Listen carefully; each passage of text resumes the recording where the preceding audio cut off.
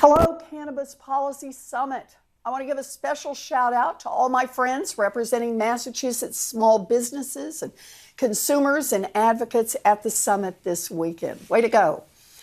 I am thrilled that cannabis companies in Massachusetts are now up and running because we've seen how these businesses can lift up local economies.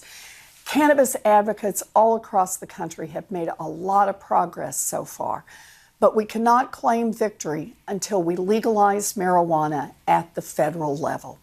Senator Cory Gardner and I have taken one more step toward that goal by introducing the STATES Act. This is a bipartisan bill we've put together to put the power to regulate cannabis out of the hands of the federal government and into the hands of the states. This legislation is just plain old common sense.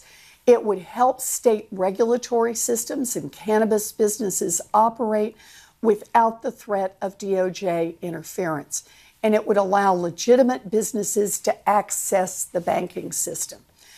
I've also co-sponsored legislation like the Marijuana Justice Act. This bill would reschedule marijuana and expunge the criminal records of people who were convicted for minor marijuana crimes.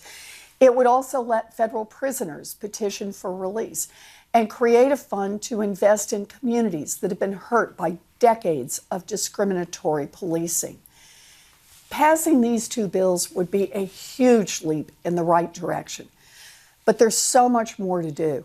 We need to open doors for women and people of color in the cannabis industry. We need to defend the rights of indigenous communities to use marijuana for cultural or medicinal reasons. We need to allow veterans to access medical cannabis through the VA system, and we need to eliminate barriers to medical cannabis research.